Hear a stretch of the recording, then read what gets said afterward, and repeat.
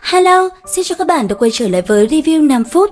Ở cuối tập 228, sự gia nhập của hồn kỹ mang thuộc tính hỏa diễm khàn băng xuất hiện, đúng là uy lực của các đệ tử học viện tứ nguyên tố. Thủy hỏa vô tình, uy lực tuyệt đối của hai đại nguyên tố này áo giáp căn bản không thể ngăn cản. Đặc biệt là sự trở lại của Phong Tiếu Thiên đã khiến cho lượng lớn quân đội võ hồn đế quốc thương vong. Bên cạnh đó, đỡ một chiêu đến từ tam xoa kích của Đường Tam, lúc này Bỉ Bỉ Đông cũng đã bị thương nghiêm trọng. Trước tình thế đó, nàng chỉ đành ra lệnh cho toàn quân rút về Gia Lăng Quan.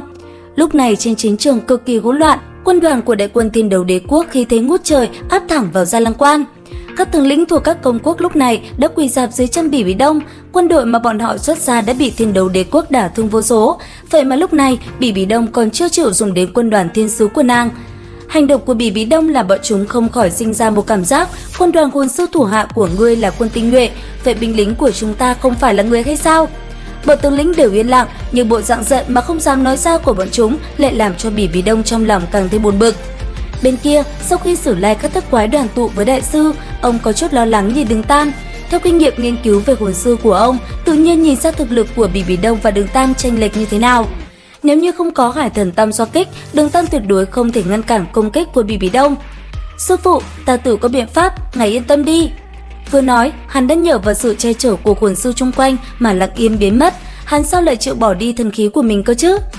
Hiệu quả ẩn thân của Hán Hải hộ thân cháo làm cho hắn biến mất giữa hư không, nương theo đại quân bên mình rút lui, hắn cũng lặng yên tách ra, chạy nhanh như chớp về phía Gia Lăng Quan.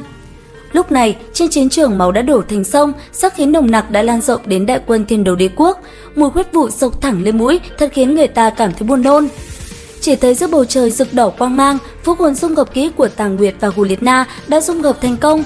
Sau khi hộ giá Bỉ Bỉ Đông trở về thành an toàn, bọn họ như một mũi tên xông thẳng về phía đội quân Thiên Đấu Đế quốc. Mỗi bước đi của bọn họ như người khổng lồ tỏa ra sát khí, khiến hết thảy binh lính nơi bọn họ đi qua đồng loạt ngã xuống. Vừa kịp lúc Đường Tam đến nơi, sự trung phung lần này của hắn và Hồ Liệt Na đã không còn thương cảm như lúc trước. Kể từ sau lần chia tay đó, bọn họ đã định sẵn trở thành kẻ thù. Trên chiến trường tàn khốc, tuyệt đối không vì trước đây từng giao hảo với đối phương mà nương tay. Lúc này, hai mắt Đường Tam lóe lên tinh quang mãnh liệt, ấn ký chân lạc ấn tam xoa kích sáng lên, nương theo đó, từng đạo kim quang mạnh mẽ phóng thích ra, hướng thẳng về phía đám người Hồ Liệt Na. Nana bị dính công kích này, đạo kim sắc quang mang kia vừa vặn khắc chế với lĩnh vực của nàng, lúc này bị đánh trúng, câu hồ khiến bản thân trở nên đau đớn thống khổ. Sau khi đánh lui một đám binh đoàn và tạm thời khống chế được Hồ Liệt Na, Đường Tam tiếp tục chạy về phía tường thành Gia Lăng Quan tìm cách lấy lại tam xoa kích. Đúng lúc này, hắn bắt gặp Dương Vô Địch đang điên cuồng mất khống chế, muốn liều mạng xông vào thành Gia Lăng Quan. Giọng nói phẫn nộ của ông không ngừng tìm kiếm Dương Vô Song. Tên phản tặc này vậy mà chế tạo ra bom độc cho vũ hồn đế quốc, khiến cho hiện tại đội quân Thiên Đấu hít vào khí độc này từng chút ngã xuống. Giờ đây, ông như mất đi lý trí, chỉ muốn tìm cho bằng được hắn mà băm thây xé xác Dương Vô Song ra hàng trăm mảnh.